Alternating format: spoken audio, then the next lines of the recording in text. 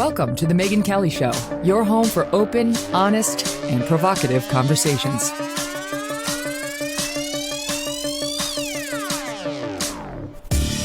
Hey everyone, I'm Megyn Kelly. Welcome to the Megyn Kelly Show and happy Monday. It's Valentine's Day, so happy Valentine's Day. Sadly, as we know, there's still no love lost, however, between Hillary Clinton and Donald Trump. And there is just a stunning new court filing laying out how Special Prosecutor John Durham believes that the Clinton campaign spied on Trump both before and after he became president. I mean, specifically saying that they managed to hack into his computer in the executive office of the president. Okay, if that's true, someone's going to jail, someone other than the lawyer who right now they're allegedly getting this information from. This is enormous. We don't know whether it's true, though, so we're not going to be a Rachel Maddow and assume it is. She's gone the other way on Russia the whole time. We'll tell you what is being alleged when one of our favorite people, Victor Davis Hanson, joins us in our next hour. But first, we begin with an exclusive interview today as one of the best in the business calls it a day after the Super Bowl. Michelle Tafoya is widely regarded as the top sideline reporter in all of sports. She recently made waves discussing off-the-field topics. You may know her if you're not a sports fan from when she appeared on The View a couple of months ago. And it was wonderful. It was like, wait, who is that voice of reason over there who is incredibly smart, armed with facts, not afraid of these other women, especially on dicey issues like race, the NFL, Colin Kaepernick. She was battling the co-hosts over everything from COVID to critical race theory. And for those who do not know Michelle, here's just a tiny bit of that. Why are we even teaching that the color of the skin matters? Because to me, what matters is your character and your values. Yes, but you know, you live in the United States. You know that color of skin has been mattering to people. Can't we change it that it doesn't? Well, we need white people to step up and do that. But I think that they've been doing that since the Civil War, and I'm not saying it's perfect. No, they haven't. What do you mean they haven't? They have. Listen, when you have a country or a state, let's talk about a state where somebody can be hung from a tree, and it's okay. That's not okay. Well, it was okay. It was okay in the South. People did it all the time. And no one's disputing that happened all those years ago. Anyway, Michelle was amazing. She's had an incredible career, and now she's starting a new chapter and has yet to reveal what it is. Michelle, thank you so much for being here. Oh, my goodness. It is my pleasure. Thank you for having me. Oh, I'm honored. Everything I've read about you, everything. I'm like, I love this woman. This woman and I are going to be friends. Honestly, you're so sensible and you are ready to back up your opinions, and you're not like a bomb thrower, but you're like, this is how I feel. Too bad if you don't like it. This is how I roll. And weirdly, because, I like to think about myself that way, Michelle, but I don't think if I were to retire from, a career, let's say at NBC or elsewhere,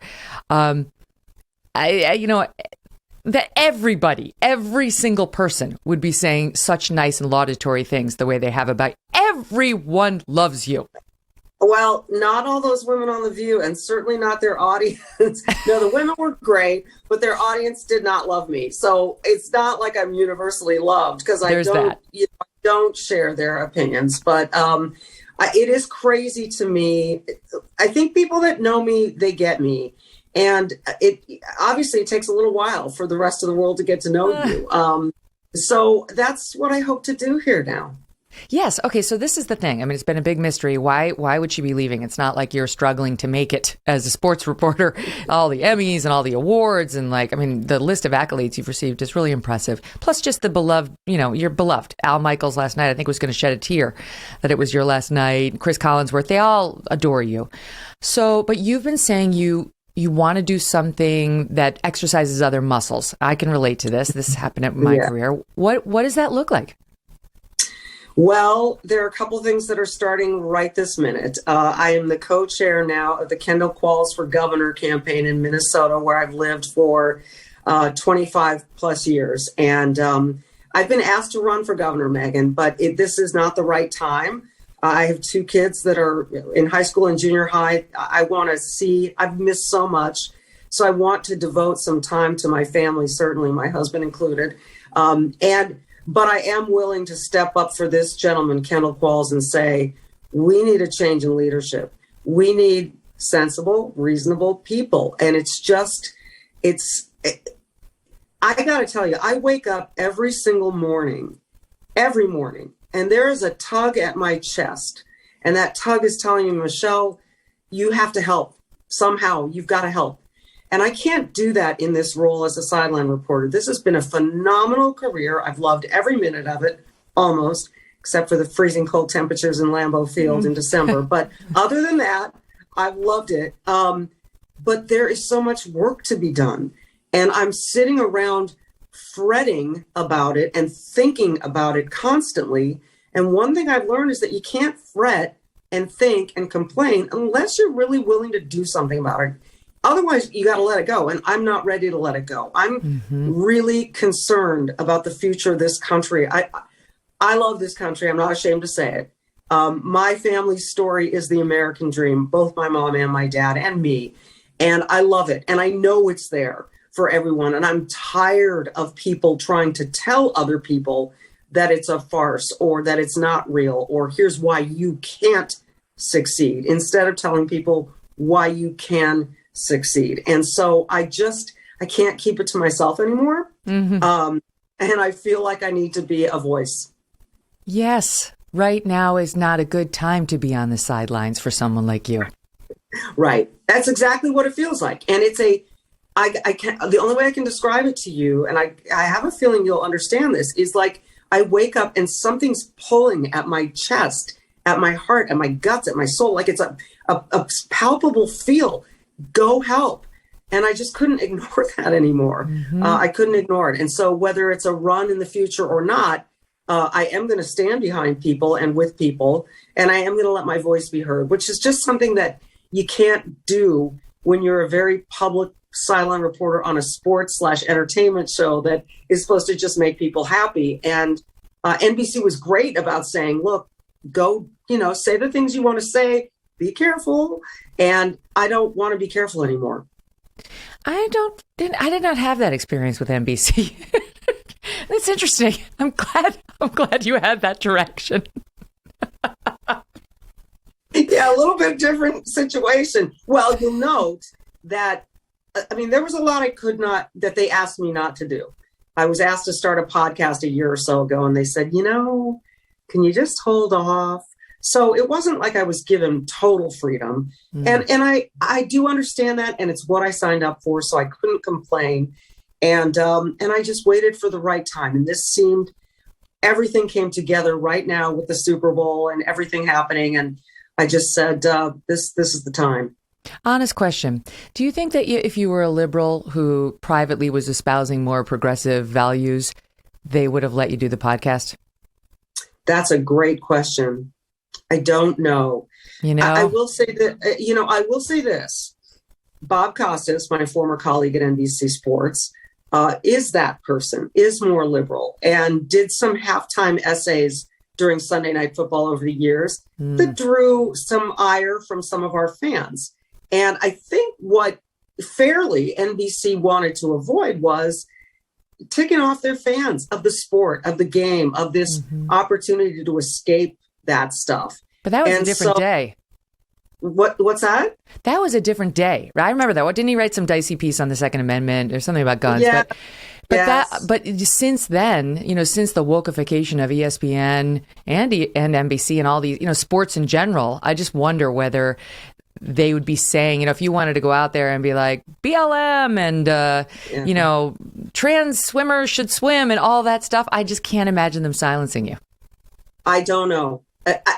I never experienced it because I never tried. But I also don't know really anyone at NBC Sports with that agenda who has been unleashed. I think, I just don't, but maybe I wasn't paying attention, but I do know I felt supported. They let me go speak to police groups. They let me speak on behalf of candidates in small settings. They didn't love The View. And right. appearance. And you revealed that you were a conservative, basically, kind of conservative at least. But they know that about me. Right, I know, but the public didn't necessarily. It's different when you say, right. Yeah. That's right.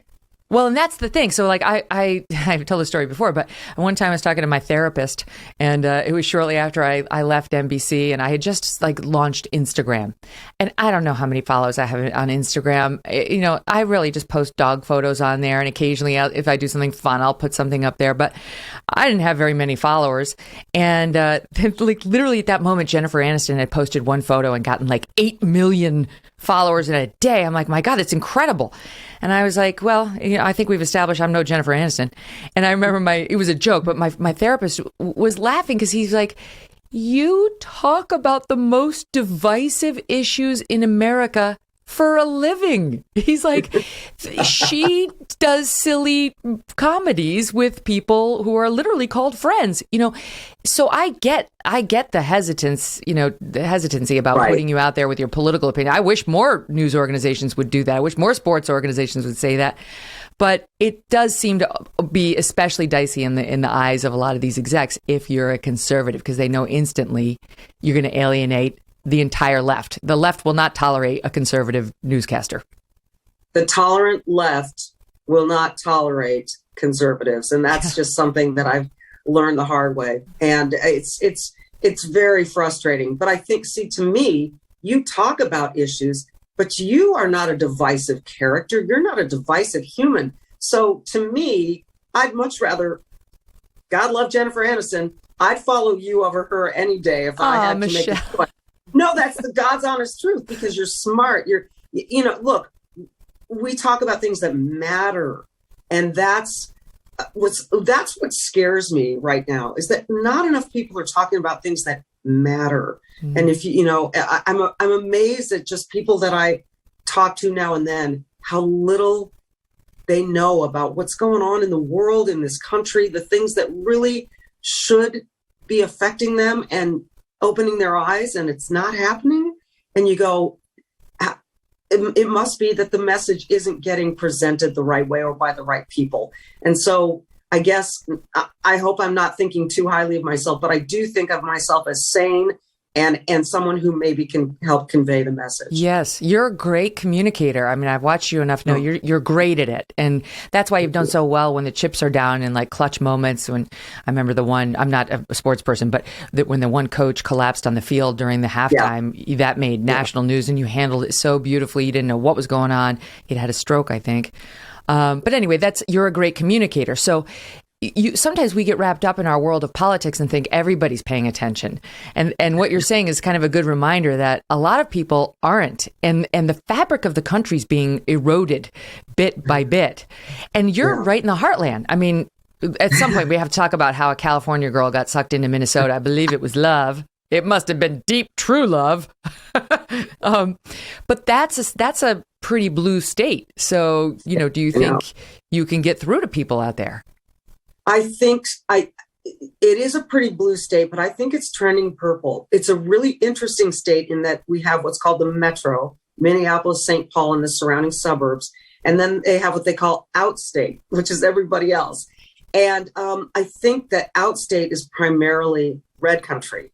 And I think that we're seeing more of it move into the metro because, look, we were right at the heart of the defund movement. We were right at the heart of that. The George Floyd thing happened right in my backyard. And now, initially, there was that moment, but now people are seeing carjackings. They're getting scared. They're not feeling as safe in the state of Minnesota as they used to feel. And I think that's really hitting home. So I like to think that we have a lot of persuadables. Fingers crossed. Mm-hmm. And does this mean no more broadcasting, or are you going to do the pod? Now you should do the podcast. Now you got to do something to keep your voice out there. Yeah, that's the goal, is to launch something here. And there are many irons in the fire. And I'm grateful for this opportunity because it lets me continue to get that message out that that's what I do want to do, that I want my voice to be out there.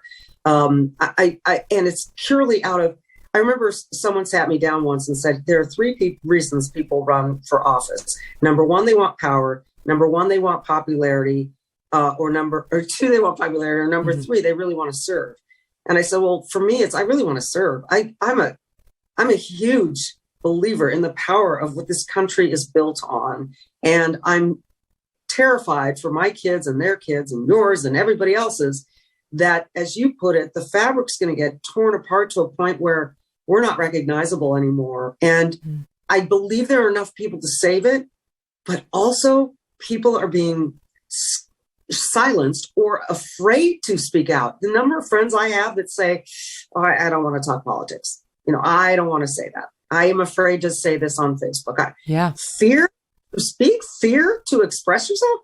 That's as un-American as it gets. And I'm going to fight it every step of the way. I love that. I can relate to this so fully. I was on the couch for a long time after I left NBC, first licking wounds and then just being like, I don't know what I want to do. I really don't want to go back and work for the man. I don't want to get myself in the same situation where I have some prick boss. I just, I've done that. And then the whole world exploded between COVID and then George Floyd happened in May of 2020. And I was like, I've got to get back out there. The lies that are being told about our country, about us, about we've got to push back. And it was for me too, the thing that in my own way got me off the sidelines. Thank goodness.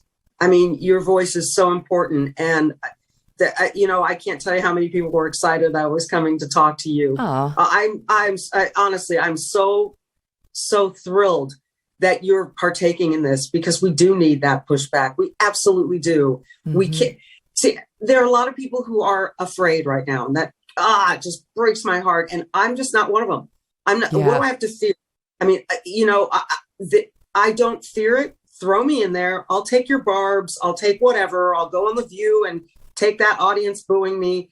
I'll do it, because somewhere maybe I can affect one person. That's a start, So yeah, wherever I am, wherever I land, whether it's in the principal's office at my kid's school, because I think they're being taught something that I don't agree with, I'm going to be there. And now I have the time and the freedom to do that.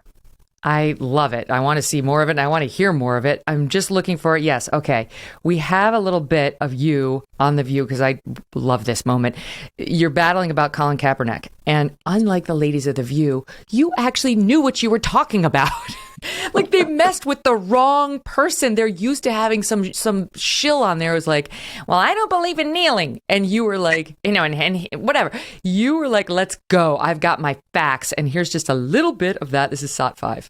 But the white owners have prevented him from doing it. They've colluded and they have the power they have all the power to prevent him from doing the one thing that he loves. If they believe he could win them a Super Bowl, he would be on a team right now. I promise you that. I promise you that. I think, and he lost everything because of the stand that he took. And there is no owner in the NFL to this day that has the courage to take him back. A lot of teams have tried him out. I will tell you that. I know my stuff too on this. A lot of teams have tried him out, and he didn't lose everything. In fact, I would say he's gained a whole lot. He is now a leader of a movement. He's got a Netflix series. He's got Nike endorsements. He lost the one thing he wants to do. Well, you know, I don't get to do what I want to do either. And sometimes life just ain't fair, and it sucks. I think we can all of us can agree that there's probably a lot to this story we still don't know. I'm not sure. You're all going to groan at me. Sure. Okay, bring it on. Sure. Bring People it on. feel That's like the view, honey. So this is the moment at which you lost your potential role co-hosting The View, because you made everyone look dumb. Well, look, it was disheartening, because as much as they were saying, he lost the one thing he wants to do with his life. Well, look, is everyone in America entitled to do the one thing that they want to do with their life, if that's becoming the starting quarterback for an NFL team? Right. No. There are 32 guys out there who get that job, and it's for a whole lot of reasons. And it's not just whether or not they can throw a football down the field. Look, Colin Kaepernick, they settled his lawsuit. The guy that was in on it with him, Eric Reed, they settled with him too. He's still playing in the NFL, Eric Reed. So to suggest that, Colin lost out and he's never going to play again. Well, Colin made a lot of decisions about, he did a tryout. He said, come look at me throw, everyone. I'm going to do this throwing demonstration and you can all come scout me. And then at the last minute, he moved the site of that. Now they'll say, well, because he didn't want cameras there. Well, these are decisions you have to make. What is it you really want? Do you not want cameras there? Or do you really want a legit shot at getting back into the NFL? Which is it that you want? And you make those decisions. And sometimes the way to getting where you want to go is making some compromises. I love the story of Amelia Earhart. And the first time she was asked to get in a plane and become the first woman to help fly a plane, it was as the navigator, not as the pilot. It was as the co-pilot. And she could have been offended and said, no, it's either all me or nothing. Well, she didn't. She said, this is an opportunity. I'm going to do it. She did it. And now she's a household name and, sadly for terrible reasons. But the point is, she saw her path. You can't have everything your way in this life. You work your way around and through the obstacles. If he really, really wanted, the one thing he wanted, Megyn, in this life was to be a starting quarterback in the NFL, he'd be one right now. And, given that he had the talent, but he made some business decisions and they didn't necessarily, and I think he knew what he was risking. And I think that there are legitimate complaints about race in the NFL and everywhere else in America, but that's not why Colin Kaepernick's not in the NFL. It does make you think, like, if Tom Brady took some controversial stance on something before he retired, they would still hire him. I mean, like, talent in the end wins out because they're capitalists. They want to make money off of you. They want a winning team. It's exactly right. And they'll spend a fortune to do it. And just ask the highest paid athletes in the NFL. It is about winning. But I do know for a fact that teams talk to Colin Kaepernick. They talked to him about, because really at that point in his career, backup was the only position that was available to him for a number of reasons. He was a good quarterback. He had a really good season the year they went to the Super Bowl. He was not Tom Brady. He was not Matthew Stafford. He was not those guys. Trust me, I think if he had that kind of talent, he would have found his way onto a roster, because you're right, they want to win. But he also made that decision. He made that decision that if I'm going to any team, all of this is coming along with me. If, I've got to be able to do and say what I want. And even if I'm a backup quarterback, I'm still going to, do and say what I want and maybe bring this along with me. And I'll tell you this as well. Teams don't necessarily want to bring all of that with you unless you're Tom Brady or Aaron Rodgers. That's right. Aaron Rodgers, so it's not the same as like discriminating against him because he stood up against racism. It's correct. Are you going to be like a political activist looking to capitalize on every wrong move a coach makes, a player makes, a fan makes? Like, I can relate to this in a way. I mean, when I, got involved in I was sort of drafted into the Me Too movement in a way.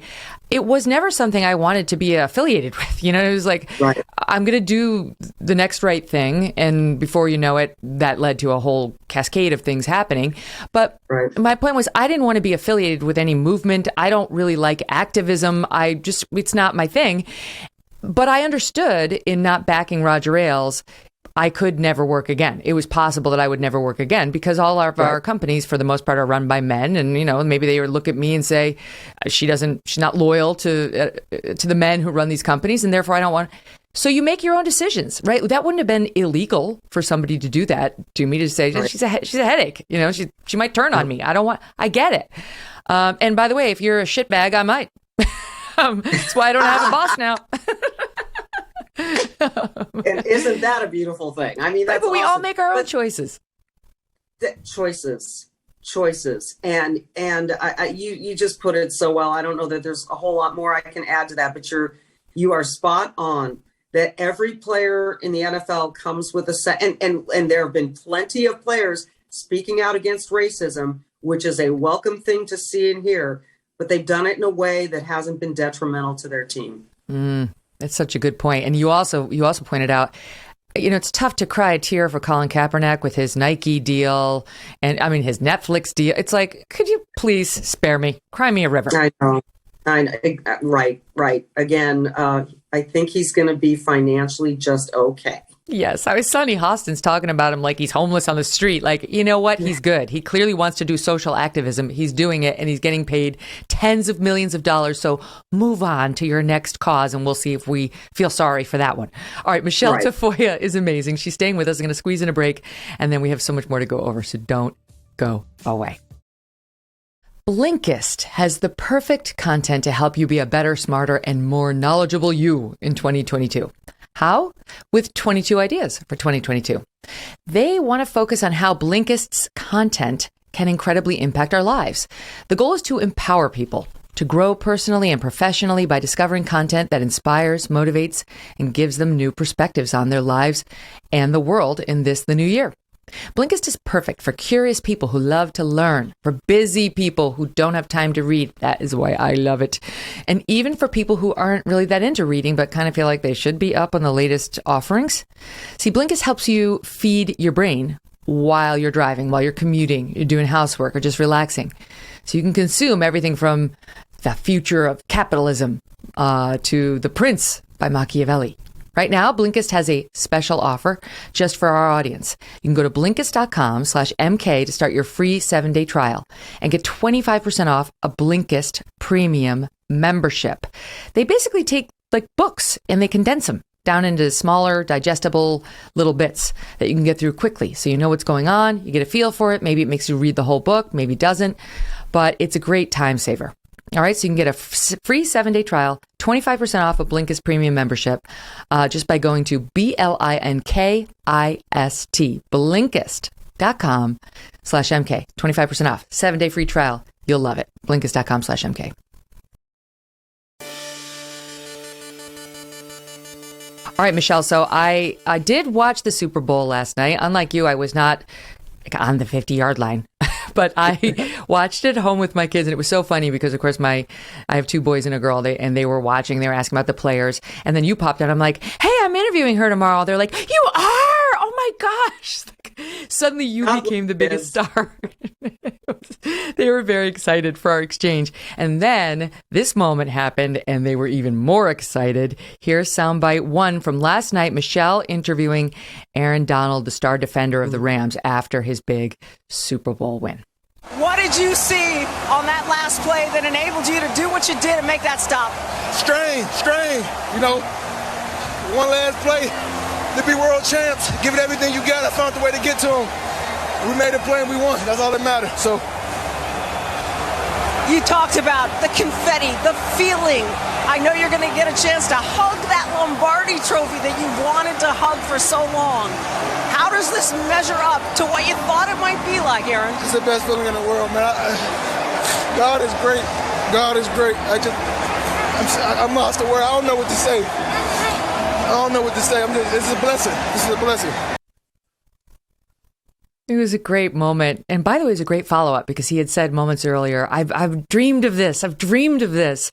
And it seems like a simple question, like how does it measure up? But it's actually not. It was a clever way to round back to it and to the emotion and bring us there again and get him to expand on it.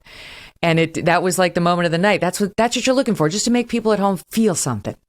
Yeah, and I was feeling it from him. He was sobbing by the time I got to him. You're in this moment of chaos right after the game ends of you're getting Aaron Donald go. And there are 2 full teams plus all their staffs and family and PR on the field. And you're trying to find your guy. And fortunately, I had help, obviously, but you're desperately, and you want to do it live. So you're trying to get it immediately. And by the time I got to him, he was crying so hard. It was just beautiful. Mm-hmm. We'd spent time with Aaron. I've spent time with him over the years, just knowing what kind of competitor he is, what this meant to him. It's hard to explain because I think people think, it's already so glamorous and so amazing to just be an NFL player.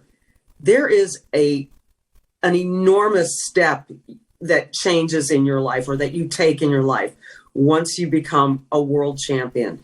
It's something that no one can ever take away. all your regrets are released because your career has meant it. It's been worth it.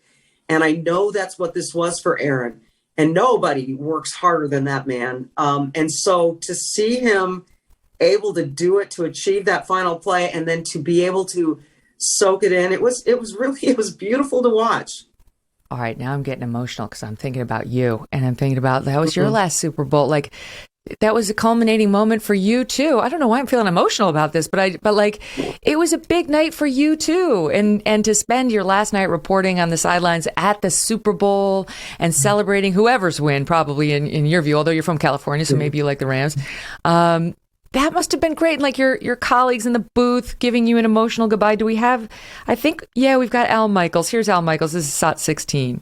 A couple of things. Number one, Michelle Tafoya retiring from sportscasting. Michelle, we love you. You have been so much fun, and we'll hear a lot more from her. You and I don't know what the future holds, pal. Yeah, like, I mean, how many people were watching last night, saw that moment? You know, it's just like a moment, but it means something. It did. But I'll tell you what you didn't see that really was shocking and surprising to me. So I finally was getting ready to leave the field, and I said, and I had a couple people with me, but I stopped and I said, I should turn around and look at this field. Just kind of, because I hadn't been able to soak it in yet. So I turned around, I'm in the kind of right outside of a tunnel, and I'm looking at the stadium is beautiful, by the way.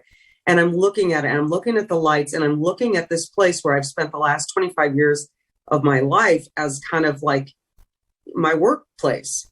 And that I would never stand right there again in that role with that kind of view and that kind of access and that kind of excitement and that kind of feeling. And I lost it. And I had been keeping it together all week. I hadn't been thinking about it because I just had a job to do, and I was looking forward to getting on with Megyn Kelly on Monday morning. And I was just like, go, go, go. And all of a sudden I lost it.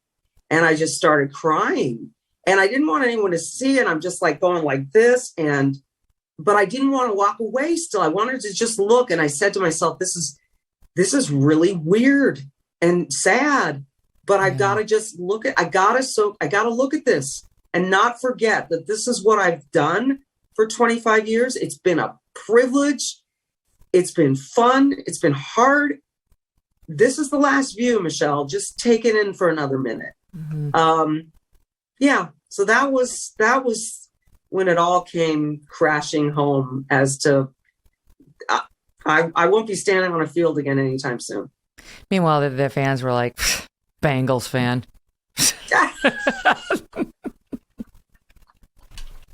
Jeez, good Lord, save it for the sideline, lady. No, but I get it. It would be emotional, and I think that's important to take stock, because change, while I totally believe in it, I think, you can't be willy-nilly about it, but rush to change if you're feeling stale. I like it. It's always worked for me. I don't understand those people who live in the same house for their entire life and like have the same job for their entire life. Like, I need to mix it up more than that. But that doesn't mean it's easy. And the goodbye part before the new part is the hardest part of it, right? Once you've made the decision, like the separation and the end of something, that's most of the reason why most people don't do it, but it's worth it in the end.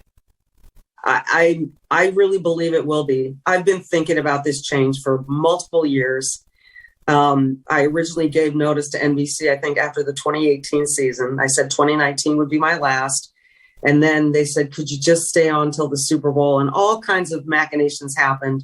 And so here I am. But I wouldn't trade it. But it has been a long thought out change. Exactly what's going to come next, exactly specifically, I don't know. But I like the start I'm having right here, right now. Me too. Is it possible you could wind up on the ticket? Like, is it? They've asked, and it's doubtful. Look, in this first year off, I kind of want to take it at my own pace. And that would not allow me to take it at my own pace. I mean, I'd have to be just off and running 8-10-hour days. And, I don't think that would be putting my money where my mouth is as far as my kids go. How old are they now, Michelle? They are 16 and 8 and 13. And they don't really need me, but I kind of need them. and I miss so much. And I want to make sure I'm at every baseball game and every soccer game and every basketball game. I want to be there. I want to share that time with my husband. He's been just flying solo for so much of it. And so, I want us to find a new family footing. Listen, it's tempting, but I do feel like I can better effectuate change, I think, in the short term at least, by just using my voice. You have time. Yeah, you're 56 years old. I'm 51, and I laugh because I feel old sometimes. And then I look at how they talk about the Supreme Court nominees, and they're like, she's only 50. I'm like, oh, I'm good. Yeah, just compare yourself to the Supreme Court. You're so good. They're like, she could do 35 years. I'm like, yeah, I feel so much better. Plus, 50 is the new 30, Megyn. So, that's what Tony Robbins tells me. All I have to do is have something called peptides, and I'm going to live forever, according to him. Buy his new book, and you will too. Peptides, I like it. Speaking of which, my husband Doug was out of town last night. He texted me about the Super Bowl show and said, I thought it was amazing. And he said, best Super Bowl show I've seen in years. And I said, literally, my friend just texted me saying, if you like the Super Bowl show, it's time to get your colonoscopy. Suggesting it's for old people, Michelle. I'm like, I'm concerned because I do like some of these artists. They are more my era, and yours too, and Doug's too. So what did you make of it? Like, what was the buzz there about the big show? The buzz in the arena was like awesome. And it's you know what? I'll tell you what. I've done 5 Super Bowls, and every time there's a mixed reaction afterward. There's one experience that people get inside the stadium, and there's a completely different experience people get watching at home. But even as we left last night and all the texts are flying and everyone's looking at Twitter and all the rest, and the best Super Bowl show ever, halftime show is the best. There were some people, I got texts this morning saying, I don't need to see men grabbing themselves at halftime. The NFL should be ashamed of itself. So, it's, I was energized by it. I enjoyed it. I thought it was good. And I thought it crossed a lot of generations because some of that music is transcendent. And like my kids were so impressed. The New York Times, I think it was referred to it as oldies, presenting old. I'm like, oldies? What? That's bullshit. That really is. That kind of gets past me. I don't get that at all because if they had gone any newer into some of the rap and R&B that's out there, it wouldn't have been. Couldn't have televised it. By the way, that's exactly right. Well, I was like you. I was like that old lady, like your friend, I guess I should. I was like, I'm seeing too much. I don't need to see the gyrating. People watch this with their young kids. And then I actually said the line of, yeah, there's no melody. Back when I was a kid, I mean, I've become my grandpa. My music had a melody. This is happening so much. I know, it's crazy. It's funny. A little behind the scenes story. So after the game, I finally made my way back to our little production hub. It's actually quite large. But so Al and Chris were waiting there for me. And then I saw this whole group amassing. And there was Eminem, Mr. Mathers. And he is diminutive. He's small. I feel like a giant next to him. But he was waiting. He's always loved Al Michaels, just thinks the world of Al Michaels. And so they were talking, and I was just sort of like peeking, and Al said, hey, do you know Michelle? And he brought me over, and he looked at me, Eminem, and he goes, oh, shit, you're that woman? And I was like, wow, you know who I am? I mean, I was so floored. But, I mean, seriously. But I don't know. Every year, it never fails. You're going to have people who hate it. Yeah, that's right. Well, one thing I didn't hate was there wasn't a mask in sight. The mandate is still in place. The indoor California. I said to my assistant, I'm like, is the mask mandate lifted? Like, no, might it's as not. well be. Right? Like, there were more bare faces than masked. Totally. And there are rumors that they're going to drop this mask mandate tomorrow here in California or in Los Angeles. I was thinking, if you do that, you're going to look so bad for mandating these masks at the Super Bowl. I mean, it's going to be ridiculous. But by the way, nobody wore them. And they said, we're going to have people walking around enforcing, and everyone's going to get a free N95 when they walk in. guarantee you, by the way, that I say it shouldn't guarantee, but I strongly suspect those N95s were made in China, because the one I was given was made in China. So bravo.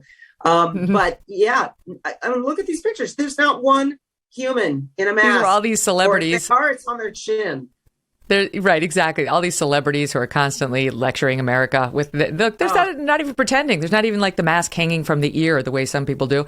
But forget the celebrities. It was like all the California authorities, from the governor to, once again, the LA mayor. I mean, it's their mandate. And even so Michael Brendan Doherty of National Review, who I love, he was like, it's officially the end of the pandemic. It's over. It sort of began with a sports moment. Remember, there was a basketball player who had like touched all the microphones, yes, and then he got it and it made national news. And it ended. It ended officially last night when, I mean, in the bluest state with the most restrictive mask policies, everyone, including the officials who put them into place, blew them off entirely. That's why people are so pissed off and sick of the authorities and sick of listening to people who have lost so much credibility in all of this. I think, Megyn, that's the other scary thing we're enduring right now, is where do we look for true leadership and credibility? Right now, I don't have a good answer for that. Yeah. So I say, okay, in our house, this is how we're going to do it. I don't care what everyone else, this is. So everyone's kind of left on their own right now, which might be the best thing. But eventually, who are we going to trust? Yeah. No, I mean, after this, like truly, especially in California, do not wear a mask. Like the thing that's infuriating is the children have no choice, because they work, they go into school and these crazy teachers are like, put your mask on. And they're littles. So they do it, and they're, they have to be respectful of authority, but we don't. And especially in California, you take it up with Governor Newsom, take it up with Mayor Garcetti. I'm not wearing it. Why should they? Anyway, all right, I have to pause. I have to do one more break, and then I'm coming back to Michelle Tafoya, because there's still much more to discuss. Forget the tease. I just want to go forward. I don't want to waste time teasing. Michelle's coming back in 1 second, and you know where to find the show: YouTube and download and all the other stuff, and SiriusXM Triumph 111. I'm always looking out for you, especially when it comes to exposing the hypocrisy of the so-called elites, like the fact that 52 members of Congress violated insider trading rules in 2021. Well, there's another exclusive market where the ultra-rich trade more than $60 billion a year, and this one you may find interesting. I'm talking about the art market. In fact, blue-chip art prices outpaced the S&P 500 by 164%. from 1995 all the way through 2021. That is why I'm so excited to tell you about an investing platform called Masterworks, finally giving regular folks access to this asset class at a price point that most can afford. Early investors already saw over 30% annualized rate of return in 2020 and 2021 from the sale of just 2 paintings. You can check it out yourself. Log on to masterworks.art/MK to get started. Masterworks.art/MK. See important disclaimers at masterworks.io/disclaimer.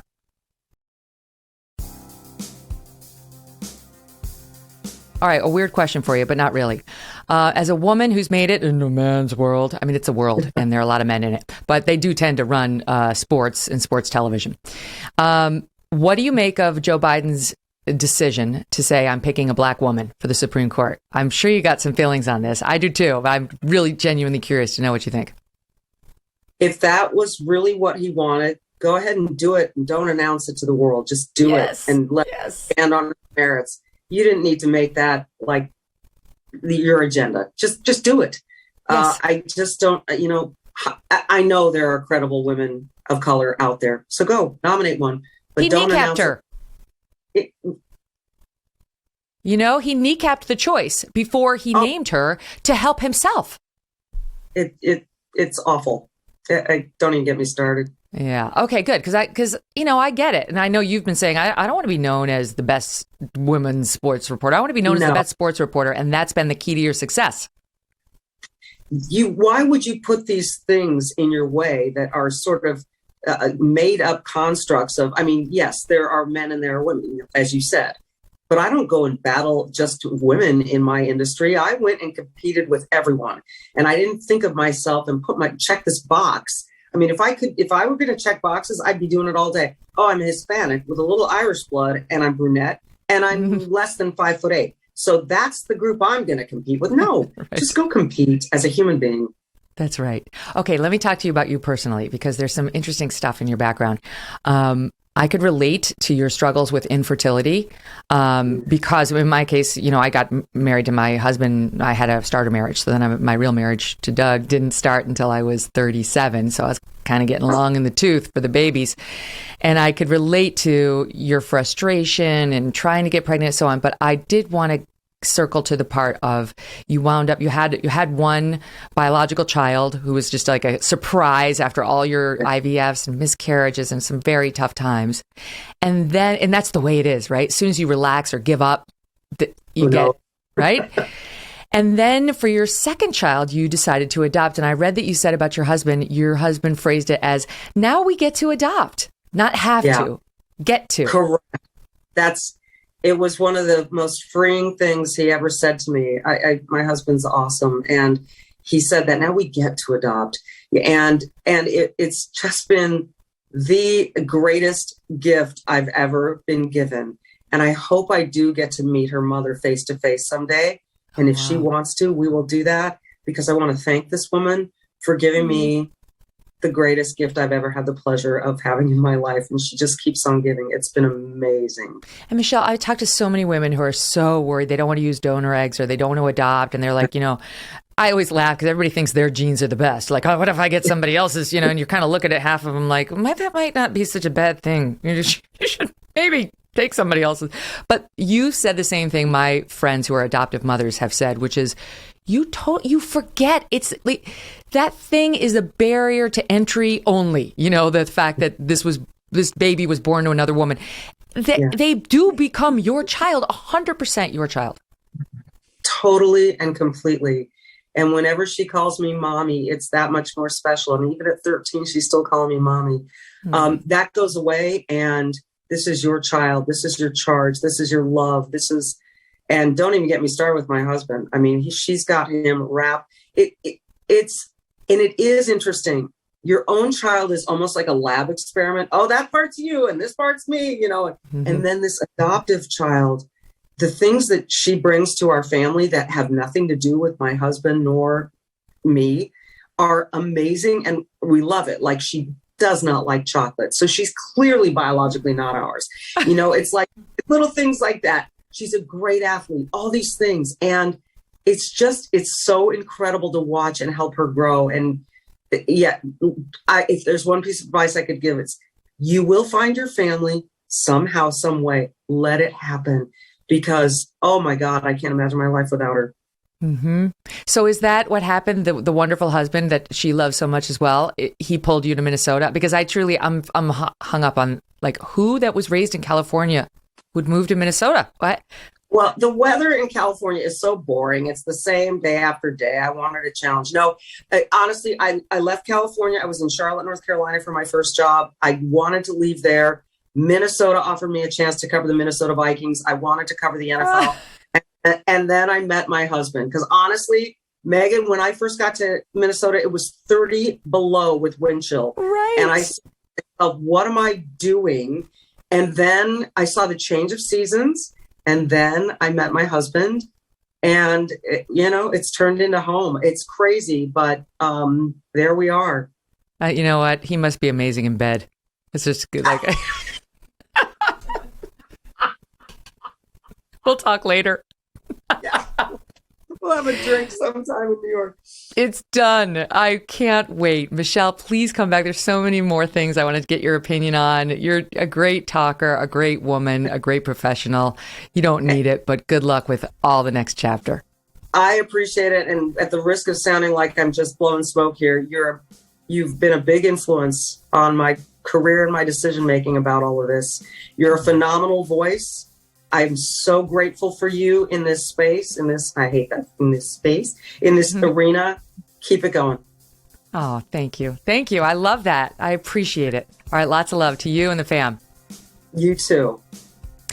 Okay. I want to tell the audience that up next, we are bringing on Victor Davis Hanson, and we're going to try to break down this rather complex story in terms you can understand, because if true, it's huge.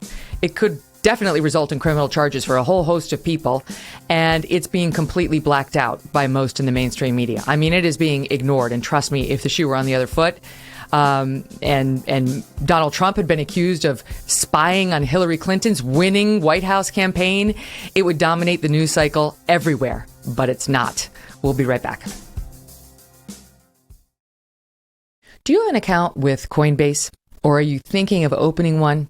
Do you own any Bitcoin, Ethereum, or other cryptocurrency? Cryptocurrency may represent the future of money. It's one of the most exciting investment opportunities to come around for some time. But what about taxes? Get into investing in crypto and do it in a tax-advantaged retirement account. Yes, it's that phase of crypto. Alto's Crypto IRA is the easy way to get crypto into an IRA. You can trade all you want without the tax headache. Create an account in just a few minutes. Invest with as little as $10. No setup charges. Secure trading 24/7 through Alto's integration with Coinbase. 80 plus coins available, including Bitcoin, Ethereum, and much, much more. And industry-leading security, the advanced encryption standard for wallets and private keys.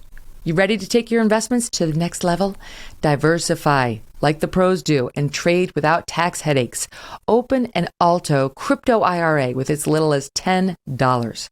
Just go to altoira.com/Megyn, MEGYN. That's ALTOIRA.com/Megyn. Start investing in cryptocurrency today. AltoIRA.com/MEGYN. Welcome back to the Megyn Kelly Show, here to discuss the Clinton campaign's alleged spying on Donald Trump's campaign and on him while he was in the White House, as well as many other items in the news. My pal, Victor Davis Hanson, the Martin and Ely Anderson Senior Fellow at the Hoover Institution. Victor, thank you for being back on. What a day. This Durham bombshell is significant. Again, unconfirmed. These are allegations and a report that he is getting ready to say that, or is pursuing claims that the Clinton campaign attorneys paid a tech company to infiltrate Donald Trump's campaign headquarters at Trump Tower and the executive office that he held in the White House, his computers, wanting to create a connection with Russia, hoping to find a connection with Russia, and if none existed, hoping to create a narrative that one nevertheless existed. Just a little bit more. This is the Daily Wire's Cabot Phillips did a good job explaining this today. This goes back to a meeting that the Clinton campaign lawyer Michael Sussman had with the FBI back in 2016, 2 months before the election. Sussman's been indicted for lying to the FBI, saying, "I have no client. I'm just here to give you information about Donald Trump's connection to Russia." Meanwhile, it turns out he did have a connection. He worked for the Hillary Clinton campaign. Didn't disclose it. So he's already been charged with that. But more information appears to be coming out of Sussman. Durham now says Sussman presented information to them, and that Sussman was working with a tech executive to obtain this data from Trump in very sketchy ways. That they infiltrated data from Trump's private residence during the campaign, and then after the campaign hacked into the executive office, trying to dig up dirt on Trump, and if none existed, to create it. So what do you make of this? And, you know, the one layer deeper on the Durham investigation into what Hillary was up to when Trump was running and sitting as president. Yeah, I think we go back to the times that it explains how audacious they were. Because remember that Durham is just basically saying, well, you billed them and you actually said alpha on your charge, that you charged, you were working for Perkins Coie, and I guess you charged the DNC, who was being, funded with the Hillary campaign money. So it's pretty evident that they felt that they were exempt from any scrutiny. Another really bothersome angle to that, Megyn, is that the FBI seems to be almost in cahoots with the Clinton campaign, but because this was seeded and the FBI was investigating, and we know that the FBI at one time paid Christopher Steele as an informant, even though that wasn't their idea. They were put on to Christopher Steele by people within the DNC, or Perkins Coie, via Glenn Simpson, etc. So it also raises this question, and this is all in light of the Hunter laptop and the going after James O'Keefe, that what is the FBI doing now? It seems to be a retrieval or an auxiliary of the DNC and Democratic candidates. That's bothersome. And then the other thing is Donald Trump, we all, and I shouldn't say we all, but the country considered him unhinged when he said that they've been wiretapping me or putting wires up, and everybody said, what an archaic way of thinking. He's paranoid. And he apparently had been tipped off because, remember, he moved out of Trump Tower, or he ceased communicating. I went back just when I heard this story also, Megyn, just a final thought, and I was amazed at how many people, the New York Times especially, but also the Washington Post and major columnists, that kept getting angry that this was not leading to a conviction, or this was not being a scandal that would destroy the transition of Trump or even the presidency. So nobody has come out and said, I'm sorry that we published accounts of this and we took the FBI and basically Mark Elias seeding the media. Nobody's ever said, it's just as they've never renounced Christopher Steele. So, and I don't think they ever will either. Mm-hmm. Correct. They haven't. They're still standing by him. And even Adam Schiff is coming out and saying, well, they'll deal with him in the court as appropriate. But, why should we have had questions about him? He came forward, seemed like a legitimate guy. Really? There were a lot of questions about him right from the get-go, even to, regular reporters. Never mind if you're Adam Schiff. So you raise a really interesting point. If this was happening, because what they seem to be alleging is that there was a contract with an outside tech firm to run servers and monitor servers that were being used inside the White House, and that whoever this so-called unnamed tech executive is, instead of just doing that, actually started mining data and farming it off to some university researchers with the goal of finding dirt that would show Trump had a connection with Russia that was somehow illicit while he was the sitting president. And so that, whatever, he kept doing that. Now, the question is, if that were happening, wouldn't our intelligence officials have known about it? Wouldn't the FBI know if that were happening to a sitting president, never mind prior when he was running, when it was just the campaign? And why wouldn't they, Victor, have raised it with Trump, with the president at the time when it was going on? Well, I think the answer to that, Megyn, your second question is found in something James Comey said when he met in a private conversation with the President of the United States as the director of the FBI.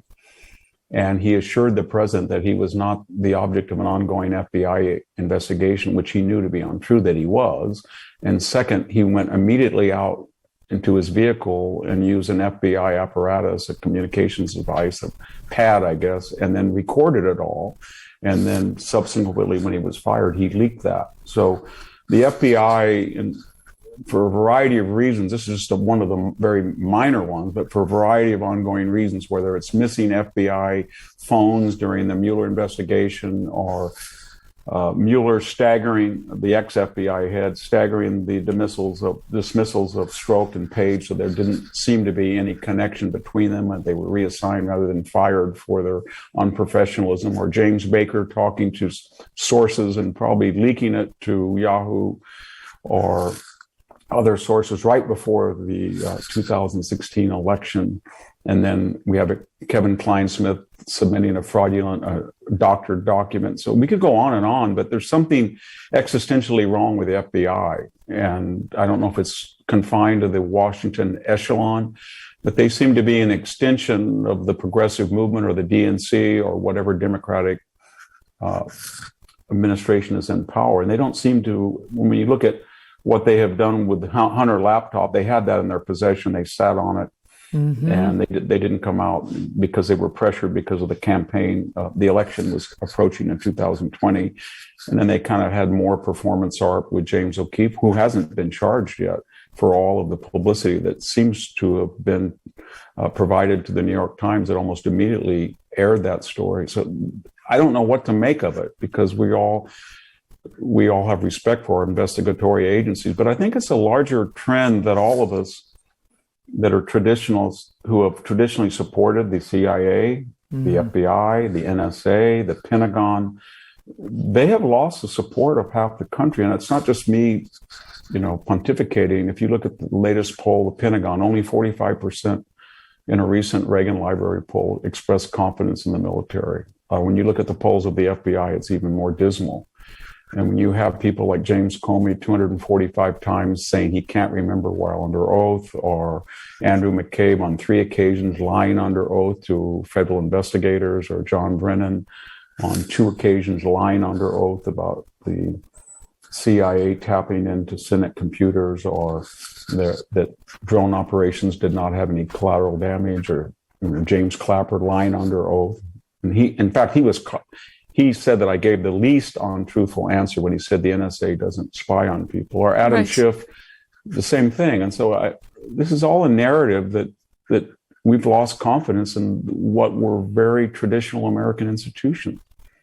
This all appears in a John Durham motion in support of alleging conflicts of interest in the case. So there haven't been new indictments handed down, but there absolutely could be. Trump, known for his hyperbole on a lot of issues, may not be wrong when he says this is worse than Watergate. I mean, if this pans out, if she and her campaign were actively spying on the sitting president, on his campaign for president, then on the sitting president, and working to create dirt that would possibly bring him down, she definitely could be facing criminal charges, she or whoever they can actually pin it on. And this would be an enormous ethical and legal breach. We're not there yet, but that's what's being alleged. Essentially, we'll see the names filled in. But just by way of info, Victor, back in 2016, people are now pulling up her old tweets, and it was October 31st, 2016, right before the election. She tweets out, "Computer scientists have apparently uncovered a covert server linking the Trump organization to a Russian-based bank." Oh, which computer sciences are those, Hillary? Right? I mean, now we're getting a better picture. Then she shared a statement from her campaign's then senior policy advisor, Jake Sullivan. He's now national security advisor, this guy, saying as follows. Just a couple highlights from what he was saying. They're stoking the fire. This is the point I'm going for. "This could be the most direct link yet between Donald Trump and Moscow. Secret hotline may be the key to unlocking the mystery of Trump's ties to Russia. It raises even more troubling questions in light of Russia's masterminding of hacking efforts that are clearly intended to hurt Hillary Clinton's campaign. Hello, pot, meet kettle." And here's the last one. "Can only assume federal authorities will now explore this direct connection." Oh, really? You can only assume that? "Can only assume federal authorities will now explore this direct connection between Trump and Russia as part of their existing probe into Russia's meddling in our elections." Meanwhile, the Clinton campaign lawyer Sussman is in there telling the FBI, "I've unearthed it. This is the thing. You've got to look into it. No, I have no client. It's not the Hillary Clinton campaign. I'm just a good citizen." And now we know all this other stuff was happening behind the scenes. This is criminal, Victor. It is criminal. And it begs the question, why did Hillary Clinton have such confidence that she could make these statements publicly when privately she knows she had some exposure? I think the answer is that she had a series of Clintonites that were seated deeply within the Obama administration. And we can see what Bruce Orr was doing at the time she was talking. He was seeding the dossier and talking to people in the Justice Department. Loretta Lynch and Bill Clinton had been meeting on that tarmac, and about what, I don't know, probably the Hillary Clinton email investigations. That was kept quiet. At the same time, Andrew McCabe was point man on the investigation while his wife was running for office in Virginia and getting Clinton-related PAC money from Terry McAuliffe's PAC. And the second thing was that this had been habitual for her, Megyn. Remember the Uranium One scandal where she and the State Department committee had pretty much allowed 20% of North American uranium to fall in the hands of Russia at a time when Bill Clinton had been given $500,000 to speak on just one occasion in Moscow And when there were a lot of multi-million-dollar gifts to the Clinton administration from Russian-related sources, and then we had, of course, the missing email scandal, and then we had the Steele dossier scandal. And I don't know what to make of it. Maybe you do. And it's either one of two things, that this repeated violation of ethical and probably legal statutes, then it emboldens her and she says, well, if they didn't get me for that, then they won't get me for this and they won't get me for this. And she just becomes more emboldened, or it starts to erode her credibility. And at some point, people are so embarrassed, they say, this can't go on. She's just so flaunting the law that let's stop it. I don't know what will happen, but no other political figure in our generation has so deliberately and ostentatiously broken the law, in my opinion.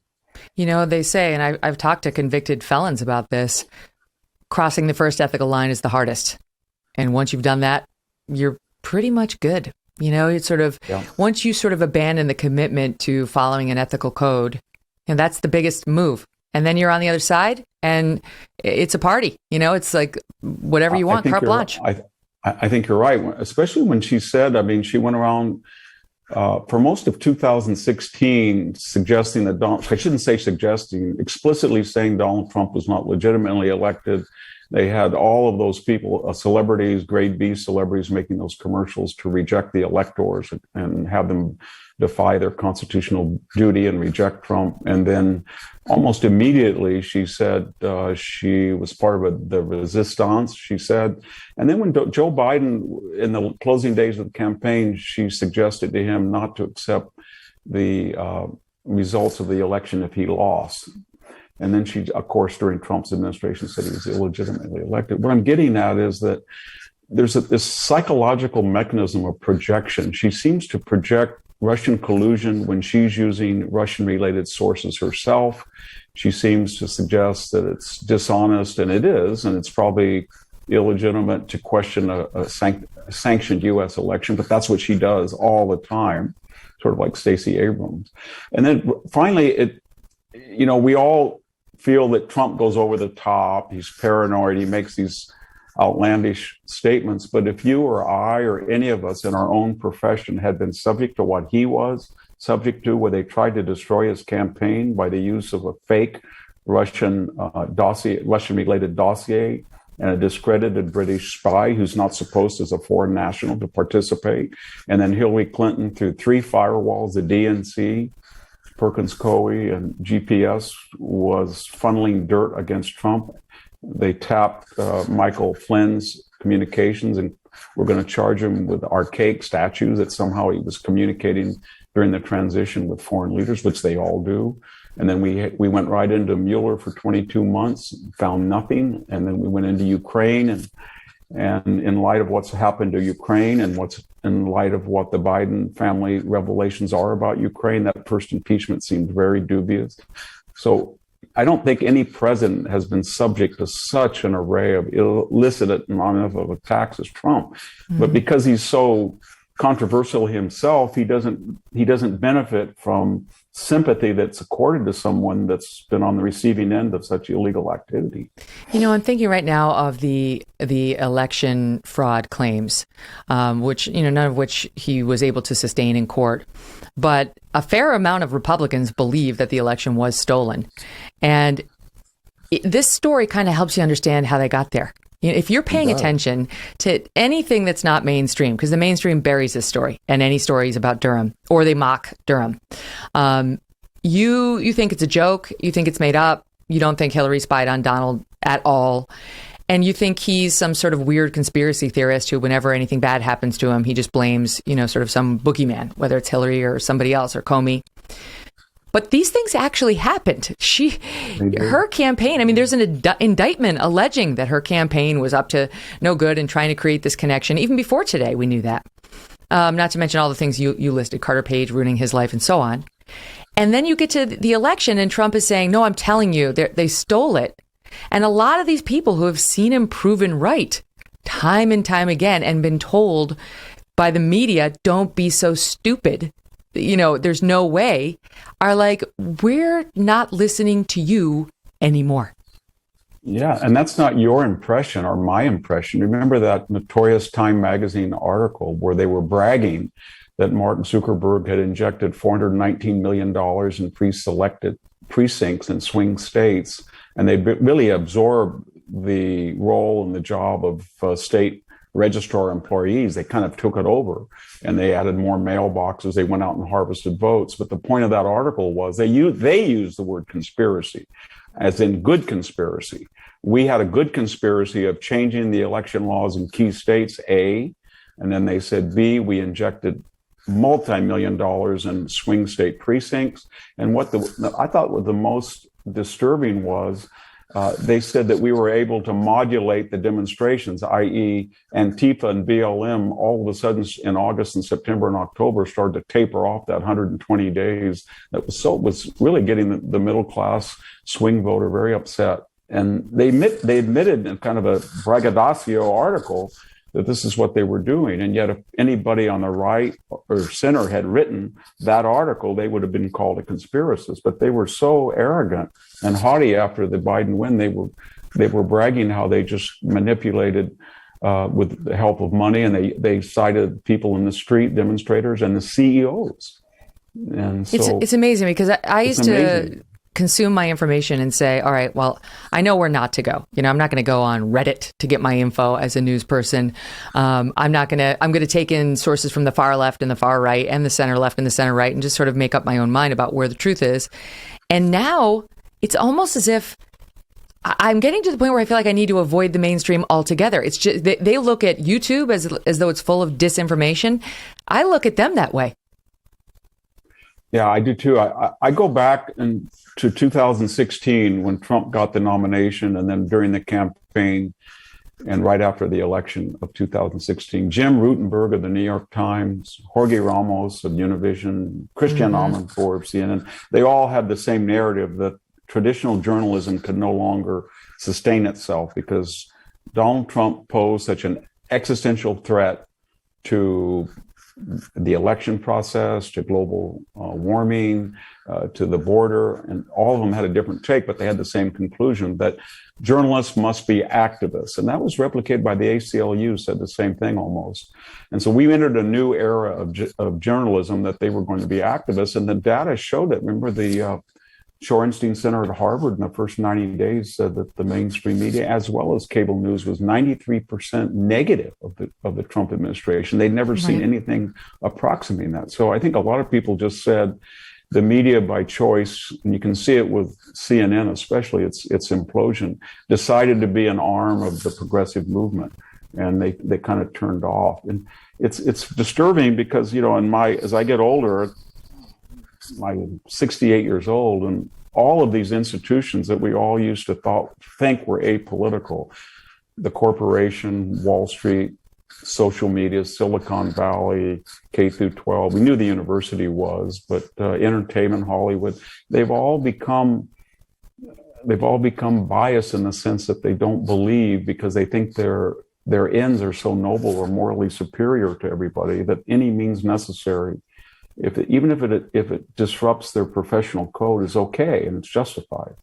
There's not going to be anybody who apologizes about this Alpha Bank episode. They're just like Christopher Steele is unrepentant. So is Marco they just bury it. They bury it and it goes away unless you seek out alternative media, unless you turn off CNN and try to find yourself a Fox, which most Democrats, they are watching it, but sort of the hardcore believers, maybe not. And so the people who need to get the information about what she did, allegedly, aren't getting it. Okay, there's a lot more to go over. I've got to talk to you about your piece, Our Elite is No Elite at All. I was thinking about it last night as I watched sort of the crowd shots at the Super Bowl and who's who of, celebrity and political culture. And you've got to hear what Victor Davis Hanson has to say on that. Don't go away. That's up next. So, Victor, I'm looking at sort of the collection of, our bettors last night at the Super Bowl and the Super Bowl halftime show, and I'm thinking, okay, this is the so-called elite. This is the who's who of Hollywood and sports and so on. It's like, okay, half the fans in the audience, like whatever, Ben Affleck and so on, have had problems so bad that they made national news for weeks. You know, alcoholic, cheating, serial cheating on the wife. And then you got these singers out there who are celebrated, who have written songs at a time where we're seeing record murders of police, celebrating cop killings. I mean, you know, people accused of felonies left and right. I'm thinking, okay, to me, they don't feel that elite, but I guess I'm supposed to listen to these people. It's fine to sing and to act and for me to sort of take in the music and take in the acting. But the society wants us to believe they're more than that and treats them like they're more than that. And you had a great piece about how the elites aren't. What are your thoughts? Well, I think there's two issues here, Megan. There's what you and I feel about it, and we have a definite, maybe traditionalist point of view. So when we see Dr. Dre go up there and mention in his lyrics anti-police, and I don't know if Kendrick Lamar said it or not, I couldn't tell, but he had don't hate the popo or something, the police. And then you have a record number of police killed, and you're banning people like Kate Smith singing "God Bless America." There's obviously a point of view that the counterculture are people who have gripes against the origins or the progression or the current state of America. They don't like it. Apparently, they don't like what it is, and this is an avenue. But what's different is this was a national celebration. Whether we like it or not, the Super Bowl is sort of a national celebration of Americana, and yet for these performers and the people that you mentioned to have such a negative or not a very impressive record themselves, that's one thing. And then there's also an abstract standard. When we look at all of these people and we say, okay, let's see what this generation that calls itself an elite has done. When we look at the Oscars today and we look at qualities of films in the 40s and 50s, and we look at comic books or Marvel comic book remakes, or we look at hip hop compared to, I don't know, jazz or folk music, or we look at this generation's, I don't know, high-speed rail in California versus the construction of the Hoover Dam, or when I look at the university curriculum, which I was a part of for 40 years, and I see that today's people at places like Stanford University have no idea who Dante is. They don't know. If you ask him what Plato wrote, they wouldn't know. And so then I look at scholarship and the quality. I don't see any improvement, and yet it's juxtaposed to this self-important, arrogant view that they're somehow path breakers, and they've created this wonderful new America. And then this is all aside, Megan, from we're looking at the national news, and we've had the greatest, this generation gave us the greatest humiliation since 1975 on the rooftop of Saigon in Kabul. There is no border. It's not that it's porous. They just arbitrarily decided to violate federal law. We've had the highest inflation in 40 years. We're $30 trillion now in debt. We're printing money at an astronomical rate. And we were the world's greatest oil and gas producer just 2 years ago, and now we're not. We're going down. Why we're begging the Saudis and Russians to make up the slack. So I don't see anything to be so proud about. That's what I'm getting at. Mm-hmm. No, you make a great point, because you take aim at, the Kardashians, they're elites. They've reached this by merchandising and popularizing larger than normal posteriors, you write, posting selfies of their ample boobs and butts. That's amazing. I love that. But then you point out that the brilliant Thomas Sowell or Shelby Steele, they're not elites. Instead, Ibram Kendi and Joy Reid, they are, right? The juxtaposition, it all comes down to politics. What are your politics? And that's why people like Michelle Tafoya do need to be careful about speaking out about their conservative values, because these industries will punish her where they wouldn't punish somebody who is necessarily going, equally left, like center left. Maybe far left they'd punish, but they would never punish center left. Yeah, I think that's a good point. The arts by nature and academia have always been left center, but what's different now is they have projected the idea that they are in control, and this is the mainstream, even though there's not very much popular support. And most people don't have an ideology, the 80% in the middle, but they react to perceived momentum or pressure, and they want to be part of a winning team, sort of like no fans when the 49ers are 0-10 and packed stadiums when they're 10-0. But the left has created this illusion that they control all these institutions, and therefore the majority of America are with them. And so I think it's very incumbent upon people to keep trying to remind America that they don't have popular support and that they have an agenda that's by any abstract measure, empirical standard, is unsustainable. It just won't work. You can't have a country when the elites don't believe in it. They don't think it's better than the alternative. They always look at the sum total of what is wrong with America, and that becomes America rather than incidental to a great nation. So I think the midterms, we always say these are the most important midterms. Usually they're not, but if there is a referendum on all of this and is a large Republican victory, not that I'm trying to be a megaphone for the Republicans, I think it will have a profound effect. It'll be sort of like the McGovern era came to a terrible close, and then people started pointing fingers, and then the Democratic Party went to Jimmy Carter and Bill Clinton and went back. But I think they have to have a political rebuke, or this will continue. Following up on that, I did read you're a registered independent, which I am as well. Why is that? Because some people might be surprised you're not a Republican. I grew up in a Democratic household, and I'm speaking from this farm that was been in my family since 1870. House where I'm speaking is 150 years old, and we were all agrarians, small farmers. My grandparents didn't go to college, and there was the idea of this is a great country. The Democratic Party gave us Social Security. I had an aunt that was bedridden, and she lived here for 70 years, and she had Social Security disability. When she got that was a wonderful thing. And it was the idea that the little guy, the middle class, was the backbone of America. And they felt, fairly or not, that the Republican Party was easily caricatured as golfers, who are wealthy, the 1%, et cetera. And then, so I was a Democrat, and then I saw what we have been talking about, that the Democratic Party is becoming really a party of the mega rich, or the upper middle class, and the very poor, and that the middle class now is gravitated toward the Republicans of all different races. I think that's starting. So I guess it was tradition or habit that I didn't register as Republican, but there were certain things. I'll be a little bit candid here. During the Bush years, and I don't know how to say it, but in the business that I got into of writing, there were a certain type of Republican pundit, intellectual, that was condescending to people. And I felt they didn't have a familiarity with the muscular classes. They didn't get out of New York or Washington. And they always were talking about, if we just had capital gains, if we can just privatize Social Security, without ever having people that their lifeblood was Social Security. So even though I was in some ways more conservative than them, especially on the border, they were always telling, I got attacked from all these Republicans. Let the market adjudicate the border. When it gets down to $2 an hour, they won't come. But so I just thought that I got kind of tired of the Republicans.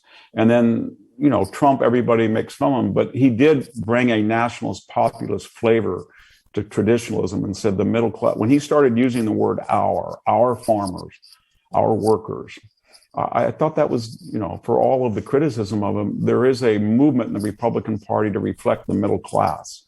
And I think that I approve that, but I didn't feel comfortable with traditional Romneyism or McCainism. I don't know. The Bushes, I liked them, but I just felt that they weren't part of the world that I see here in southwestern Fresno County, and yet the left had gone unhinged, so I didn't know where to go. So I just stayed an independent. Well, I like that. Independent is, you'll make up your mind on a case-by-case basis. You don't have to subscribe to anything. You know what your own worldview is.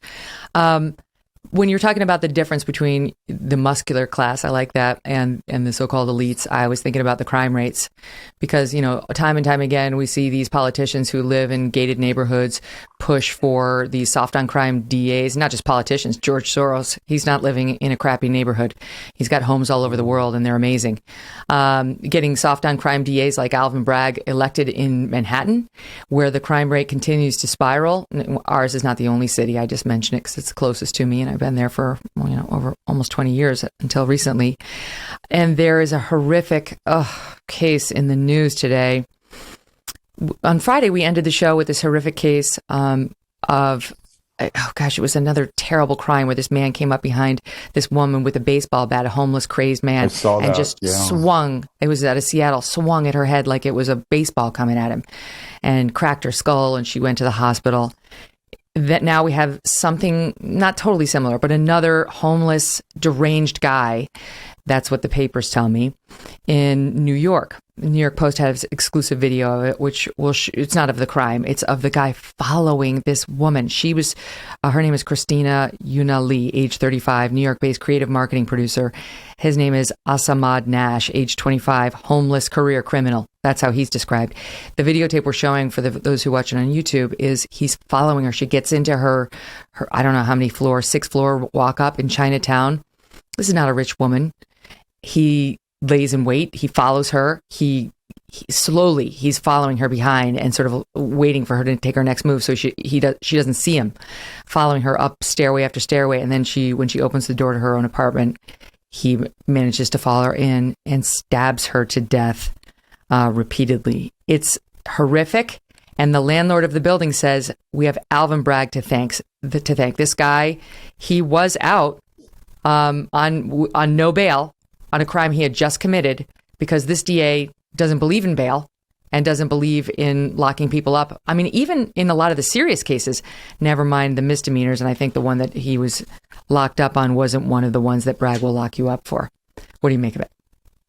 Well, I mean, deterrence makes the world go round. And after the George Floyd death, there became the dominant narrative, which was false, that the police routinely and systematically and serially shoot unarmed black people. That was not true.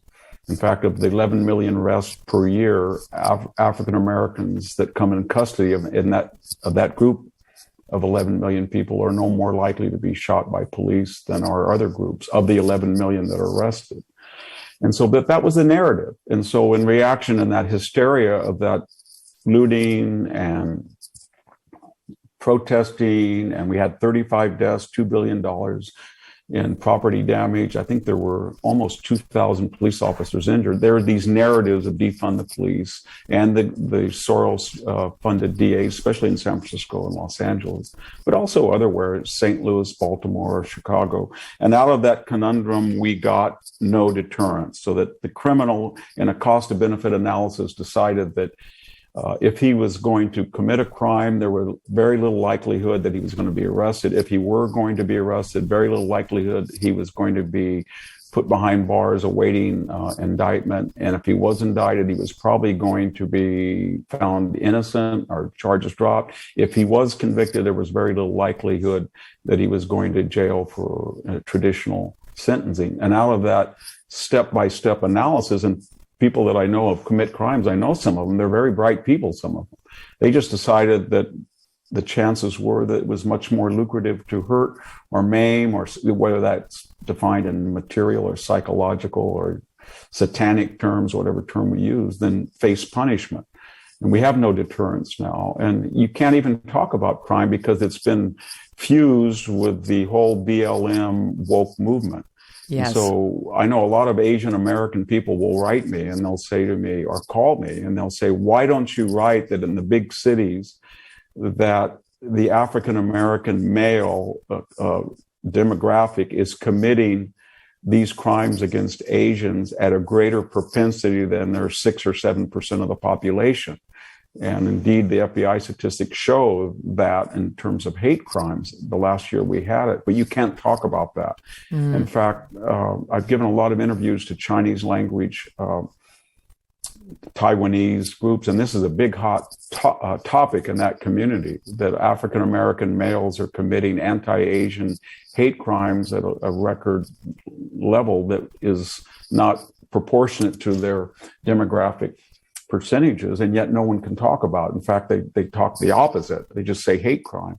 And it's the same thing in universities right now, Megyn, that we have something called the Clery Act, that because of a tragic death a few years ago, the federal government passed a law that said anybody on a campus that was a suspect or had a criminal record or came in contact, the campus police had to report any crime, and they had to give a full description of the suspect.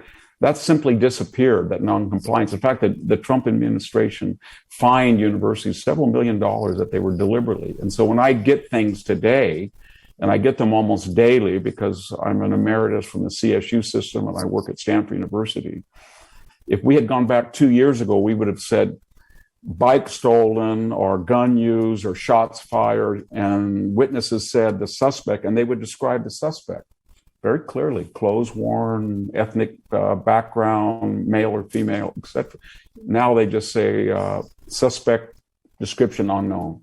Mm-hmm. No, we've seen that in the national media and the New York Times. I think your point is that I think if I understand what you're saying, and I agree entirely, is they have weighed in and decided that the safety, in this case, of a co-ed who's may walk across a campus at night is not as important as virtue signaling that they don't want to be appearing to inordinately arrest somebody or demonize somebody of a particular race.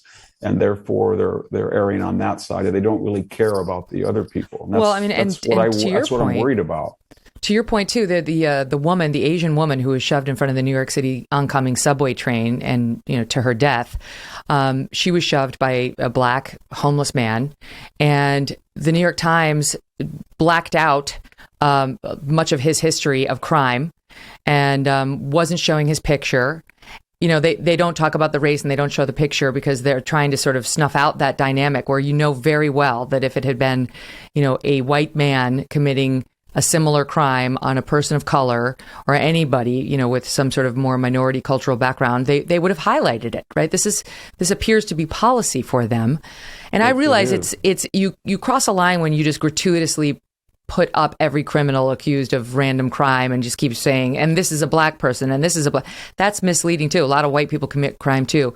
But this is a new dynamic, this black on Asian hate crime problem. And we do no one any favors by ignoring it. I mean, we've seen a pattern with respect to it. And as you point out, the FBI has too.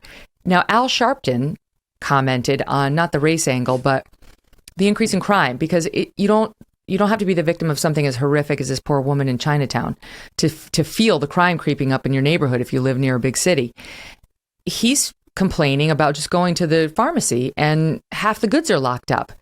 I'd love to know, actually, if my audience is experiencing this in more rural parts of the country. I am out here in Fresno County. It's a joke. For sure, in New York, like you can't get deodorant. It's like, why are people stealing the secret? Like, why? Why are they stealing the secret? Yeah. So Al Sharpton goes on MSNBC to complain about this, and then he takes a shot from Nicole Hannah-Jones, who's on the side of basically the criminals. But let's listen to Al, and then I'll tell you what Nicole said. You go to a local pharmacy, Drain Reed or Rite Aid, any of them. They have the little button there. Yep. You hit the buzzer, and the guy comes over and unlocks your toothpaste. Yes. I mean, we're talking about basic stuff. What did I miss that we now have to lock up toothpaste? He's got a challenge there because there is a debate in the criminal justice system, and there are those that are concerned, including me, about overloading the system and the jails with petty crimes. But at the same time, you cannot have a culture where people are just at random, just robbing and stealing, and is out of control, and is put on the front page of newspapers, which only encourages others to do it. Okay, so now Nicole Hannah-Jones of the 1619 Project writes as follows in a tweet. This drumbeat for continued mass incarceration, that's how she sees what he said, is really horrific to watch. A person stealing steak is not national news, and there have always been thefts from stores. This is how you legitimize the carceral state. What do you make of it? Well, it's predicated that she's an elite, and she would not say that if somebody went into her upscale apartment and looted it like they do Walgreens. So all of these elites pontificate with the assumption they're never going to be subject to the consequences. And these are the consequences of their own ideology. Al Sharpton's very ironic because for years he advocated policies that their logical trajectory would lead to where we are now. Mm-hmm. The case of, if I could just very briefly talk about Nicole Jones, this is a person from the very beginning she entered the university. She wrote a letter at the University of Notre Dame and said that white people were civilizational bloodsuckers, and it was very racist. She's herself of mixed ancestry. She's half white, course, we don't use the term white black in the way the left created a word white Hispanic when they wanted to demonize George Zimmerman and the Trayvon Martin. All of a sudden, he was white. He was not half Peruvian, because that wasn't a narrative. But my point is that when you look at her career, she said during the 2020 riots that the property theft was not really theft, because it was sort of, I guess that was a Marxist take on property owning. And then she has become the folk hero of redating iconic events in America. Remember, she was a 1619 architect, and she basically said that America was created because it wanted to keep holding slaves, unlike the British that were supposedly going to emancipate. And there was no evidence for that. In fact, some of the strongest anti-slavery movement in the world had come from abolitionists in the North. But the point I'm making is, and then recently she tweeted and she gave another lecture in the Civil War when she said, and we go back to, and she's saying basically it was racist because we didn't have it earlier. But she said the Civil War started in 1865. And I thought to myself, you're the expert on the founding date, and you're wrong by 4 years when the Civil War, which is the most important racial, slavery, political, military conflict in history, and you don't even know when it started. And then she finally came into the news that she was offered at the University of North Carolina a tenure position. She doesn't have a PhD. She has no record of scholarship. If it had been anybody that I know that applied, they would have to wait 6 years to get tenure. And she thought that they had waited too long to offer that. There was too much controversy, so she was going to turn that down. And then she went to Howard University, and apparently $20 million in various grants followed her to that position to endow her professorship. She's got a Pulitzer Prize. She's got a very lucrative MacArthur Award. Everything that she criticized, the society that she continually criticized, has been so generous to her. And yet there's no gratitude, there's nothing. And she would get very angry at hearing that, but I think she needs to hear it. All these people, everybody is a human being. They're not part of a tribe in America. And you make your own destiny, and you're responsible for your own actions. And you should be criticized when you're found wanting. And she's got a record of very hysterical and angry and factually incorrect statements, and yet she wants to be considered a scholar worthy of instant tenure when she goes to a university. Victor Davis Hanson, nobody's got your memory, your recall of the facts, and your ability to use them in response to the right questions and the right inquiries. It's been wonderful. It's great to see you. Thank you for having me. Want to tell you, tomorrow we're going to take on an issue that a lot of our listeners and our viewers have been asking us to talk about. Several states now, we're seeing legal challenges as these states take away the mask mandates, right? Especially in the schools and elsewhere, where parents of kids who they claim are immunocompromised are filing lawsuits to try to stop the masks from coming off. So tomorrow we're going to hear from an attorney, from some parents, and a school board member pushing back on this tactic. And is this likely the next wave of the battle? Don't miss that. In the meantime, download the show, Megyn Kelly Show, on Apple, Pandora, Spotify, and Stitcher. Subscribe at youtube.com/Megyn Kelly. Thanks for listening. See you tomorrow.